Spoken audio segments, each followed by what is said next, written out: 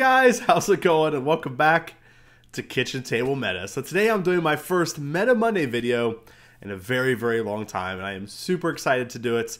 I love doing these videos, and in fact, this one actually comes from the comment section. I had a bunch of questions about my last video I made, and I just want to kind of clear some of my stuff up in this video and talk about a topic that I think is really cool. If you guys missed that video, Friday I released a video on my thoughts, my review of the new draft box leader, draft box 3, all their leaders. And I'm going to say, first of all, I think that that draft box is the best draft box they've released. I think all those leaders are super cool, and I think they're possibly 4 of the best design leaders that Bandai has ever released. They're just great leaders. They're all 4 just terrific leaders in their own ways. Now, in that video, I said that I thought the Goku leader was the best leader in the bunch, and I gave it a 3-star rating, and I said if I could, I would give it actually more stars. And I want to stand behind that decision. I want to talk to you guys why I make that decision, why I think that is.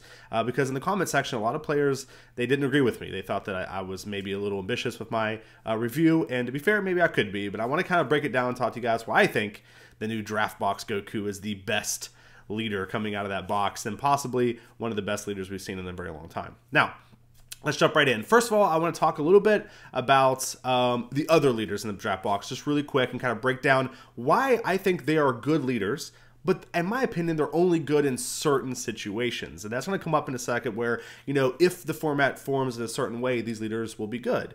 However, I think that, you know, they obviously have some downsides, but I think that there's a reason why I'll choose Goku, but we'll get into it in a second. So starting with Vegeta, you know, Vegeta is a great leader. His ability is very strong, and he's going to be great against these low power utility cards we've seen, the Gotens, the Roshis, the Dendes, the Kamis, the Bulmas, etc. If these cards are played often, Vegeta is going to be insane. However, if they're not, the Vegeta's ability gets less and less powerful. Now, his powerful is defaultly always is going to be good in almost any situation, but it's going to shine in those situations. And honestly, if I wasn't going with Goku, I would choose Vegeta as the clear winner. And it's possible that maybe he is, but I'm going to stick my guns and tell you guys why I think Goku's the best. Now, next up is Krillin. People are flipping out about Krillin, and for good reason. Krillin's insane. But Krillin is, I think, is an aggro leader, right? He's designed to put pressure on your opponent very quickly, get card advantage, and use his backside ability to be extremely effective at doing that.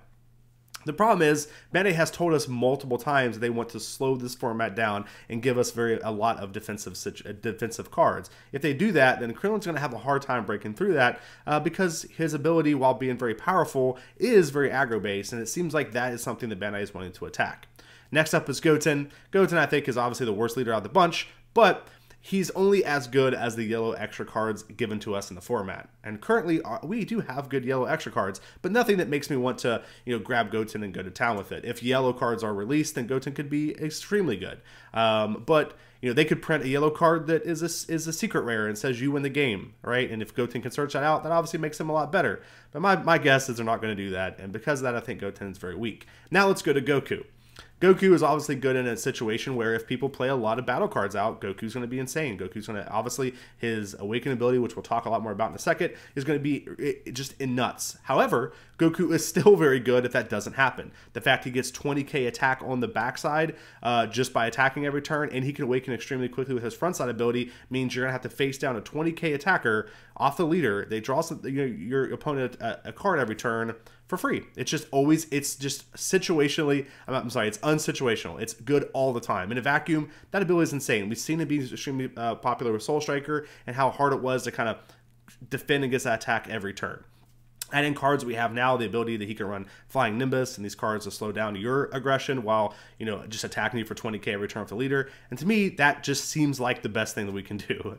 So now I'm going to move on to the strengths and weaknesses with Goku. Again, guys, it's important to remember when I talk about these things, I'm talking about them, as in a vacuum as I can. I'm trying to talk to them about them. I'm trying to, talk about everything. We don't have the whole set, so this stuff can change at any time, right? They could print a card that makes Goku extremely good, but they could also print a card that makes Goten extremely good. So currently, I'm just talking about what we currently have, and I want you guys to please keep that in mind. So the strengths of the Goku leader. Well, starting out, he has self-awakening in the front. That's really important. We've seen that all of the past leaders we've ever played, it's ever been really strong, has really been able to self-awaken themselves. Vegeta is a big kind of Ginyu, Mecha Frieza, SS3 Goku. These all leaders have that in common, and it's really an important part of what makes a leader good or bad. If they have a way to self-awaken, you better bet that leader is probably going to at least be played, and Goku has that, as do a lot of these draft leaders.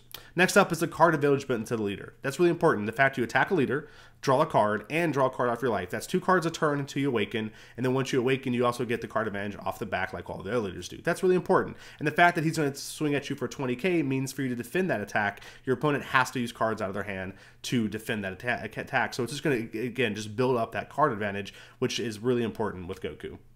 Next up, the untap 2 mechanic. Now, I know some people like the untap 2 mechanic and some people don't. I'm 50-50 on it. I think it's good in certain situations and it's not in the other, which is kind of what makes it pretty balanced.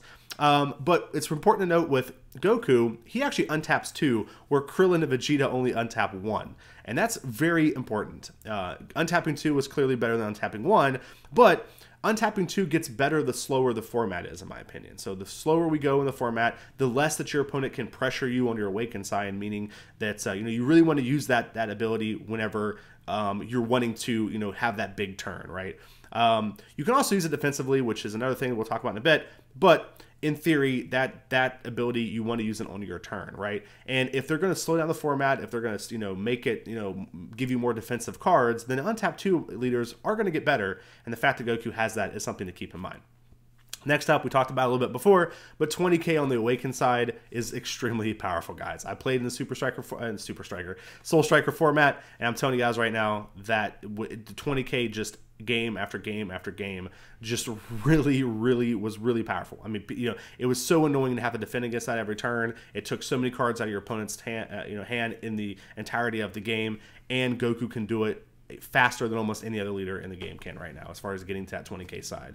Soul Striker has to wait till 5 energy. Some of the other leaders have trouble awakening, but Goku can reliably awaken on turn 2 and start hitting you for 20k. That's scary. That's very, very scary.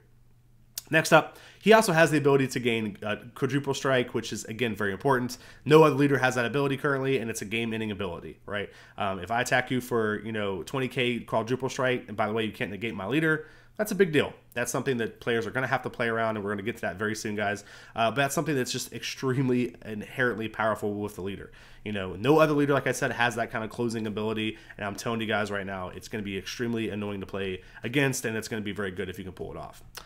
Next up is the weaknesses. I'm going to talk a little bit about a couple weaknesses that Goku has and how you can kind of counterbalance those weaknesses. First off, he's a green leader. Anytime you see a green or yellow leader, you have to remember Haru is in the game, and that card is extremely powerful.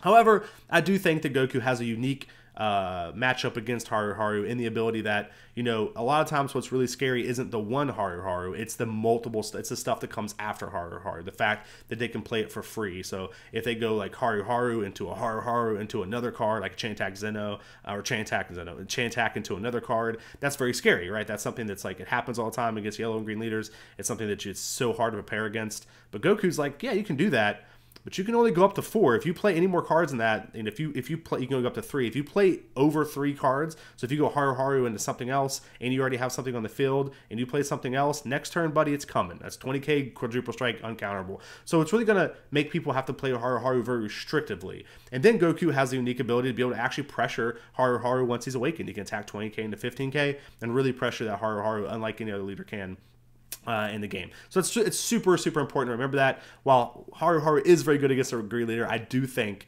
that Goku is in a unique position to kind of fight back against the Haru. He's not just going to be instantly dead in that situation, and the Haru player is going to have to play very smart against that.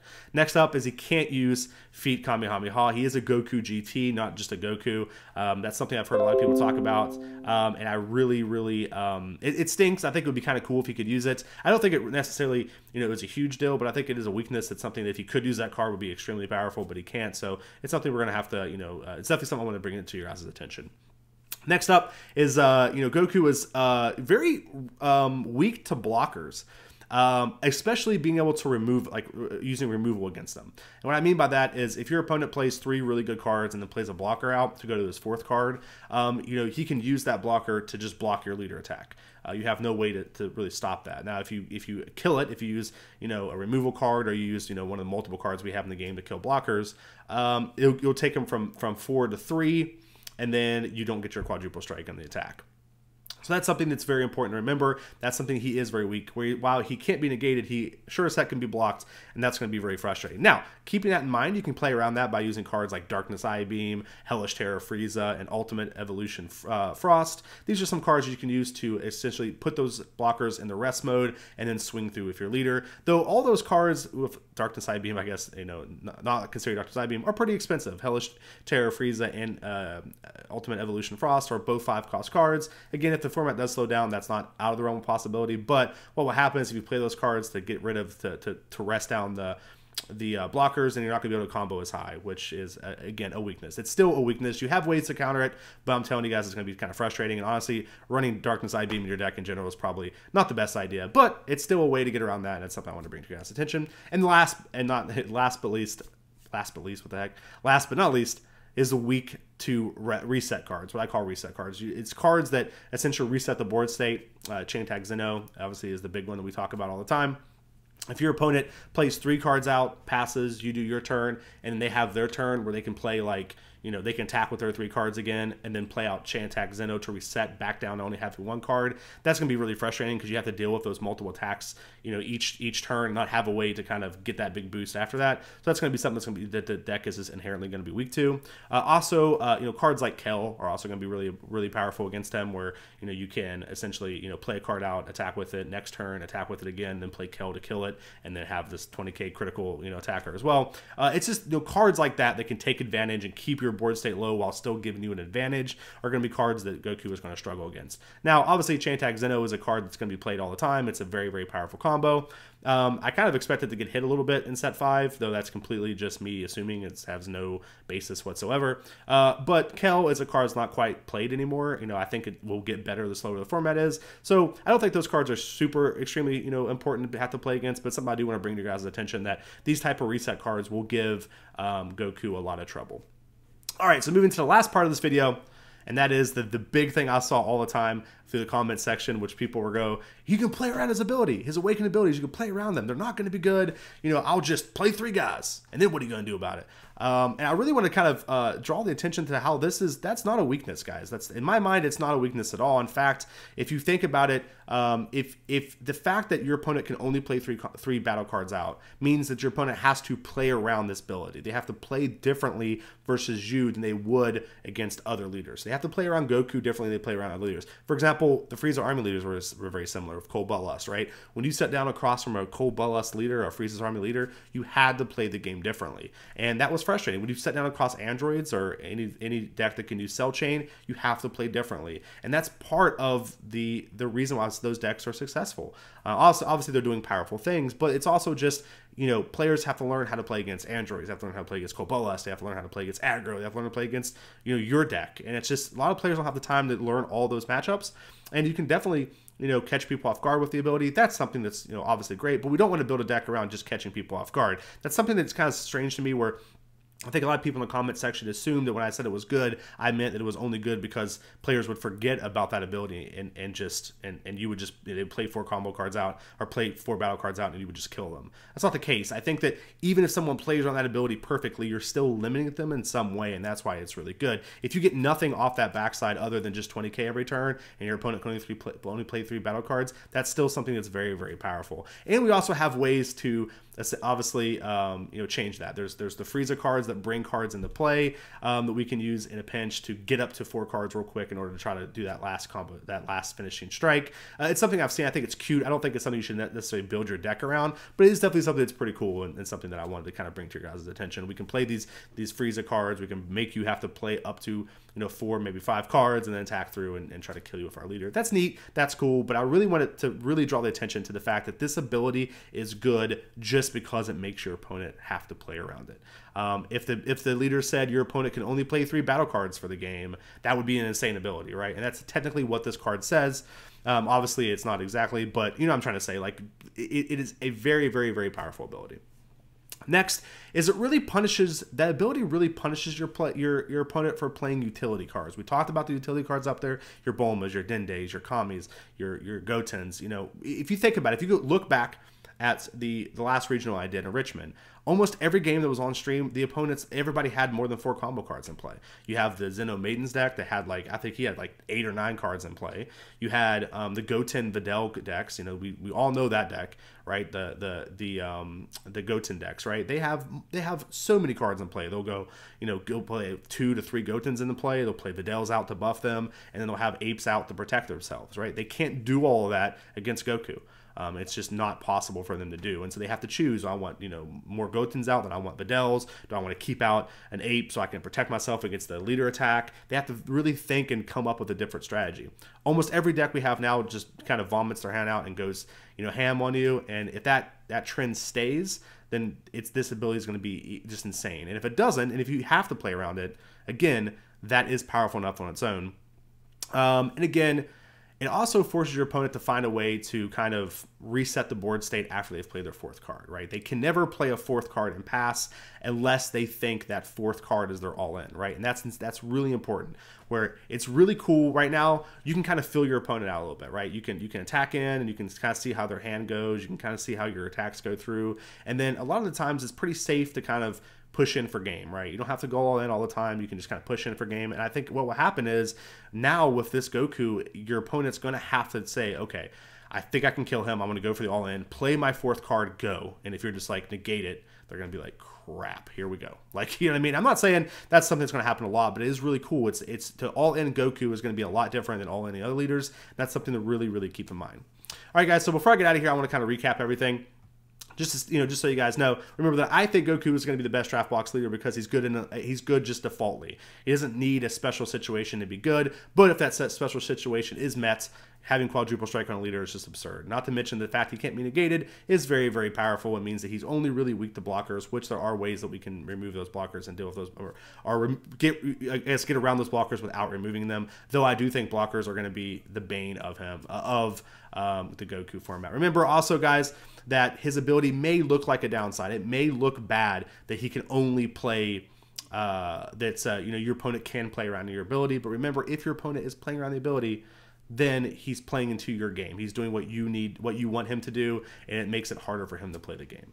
All right, guys, I hope you enjoyed this Meta Monday video. It's super exciting to be back with this Meta Monday video, and I have a really cool surprise for you guys tomorrow. So stick around tomorrow and check out the video. Guys, if you ever have any questions or comments, let me know in the comment section. And please let me know what leader is your guys' favorite, which one you guys are the most excited for. And until next time, boys, we'll see you next time.